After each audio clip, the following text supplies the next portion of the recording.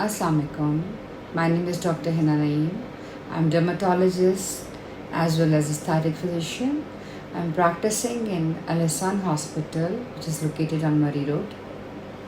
मेरा आज प्लान था आपसे डिस्कस करने का regarding a very common issue लड़के लड़कियों दोनों में, दैट इज़ एक्ने.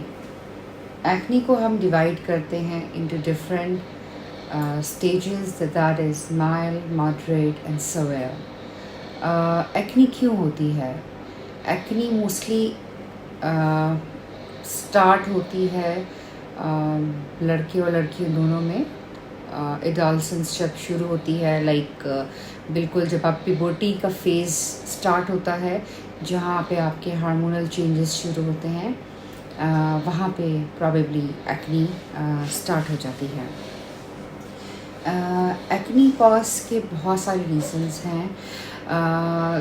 हमने जो मद्देनज़र रखना है, जिस चीज़ का बीइंग डर्मेटोलॉजिस्ट हमने ख्याल रखना है, that is to diagnose the treatment on time and to treat the acne.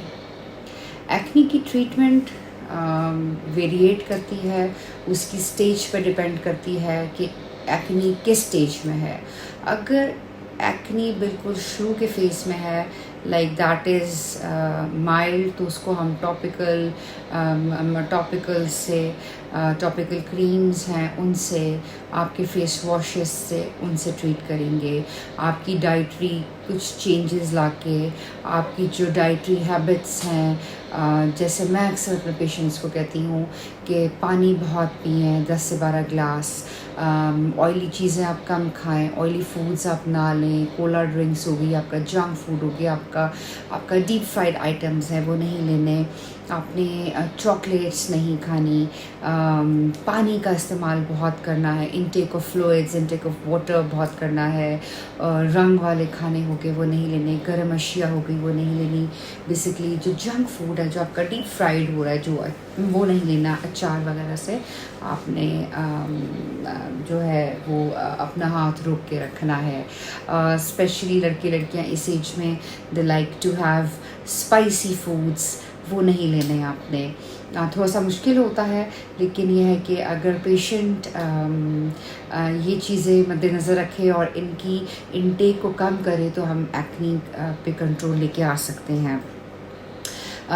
Acne जब एक बार अगर हो जाए और if it goes into moderate और सवेयर फॉर्म, तो हमें फिर ये है कि काफ़ी चेंजेस लेके आनी होती हैं अपनी ट्रीटमेंट रिजीम में. हमें एंटीबायोटिक्स पर डालना होता है पेशेंट को. उनके face washes, topical creams, antibiotics, retinoids. अगर वो सवेयर फॉर्म में आती है, देन हम ओरल रेटिनॉइड स्टार्ट करते हैं. उसके अलावा पेशेंट की काउंसलिंग इज़ मेन थिंग. मैं अपने पेशेंट्स को अक्सर कहती हूँ, जो यंग होते हैं लड़के लड़कियाँ, कि भाई आप ना अपना एक्ने को पॉप ना करें. एक्ने के दानों को आप तोड़ें मत, बिकॉज जिन दानों को हम तोड़ते हैं वो स्कारिंग छोड़ जाती है. स्कार को ट्रीट करना फिर बहुत मुश्किल हो जाता है. स्कार को ट्रीट करने के लिए ये है कि फिर हमें मल्टीपल रिजीम की तरफ जाना पड़ता है. डिफरेंट थेरेपीज़ लेनी होती हैं. हमें इसमें फिर we have either to go through either PRP with microneedling, PRP. इसमें फिर हम डिफरेंट सीरम्स फिर इन्फ्यूज़ करते हैं. डिफरेंट लेज़र्स है, उनसे भी एक्ने को ट्रीट किया जाता है.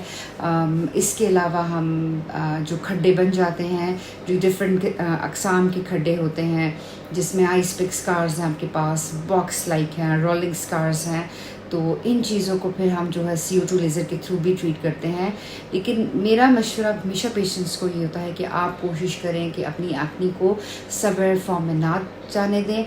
उसको पहले ही ट्रीट कर लिया जाए, ताकि स्कारिंग ना हो और अपने दाने आपने फोड़ने नहीं हैं, जिसकी वजह से अगर आप पॉप करोगे तो खड्डा बनेगा. ये वो चीज़ें हैं, अगर हम अपनी रूटीन अच्छी रखें, हेल्दी रखें, अपने बच्चों को उनकी डाइट का ख्याल रखा जाए, क्या खा रहे हैं, क्या पी रहे हैं, उसको थोड़ा सा मद्देनज़र रखा जाए. वाटर इनटेक ज़्यादा कराया जाए. जो चीज़ें वो यूज़ कर रहे हैं फेस पे,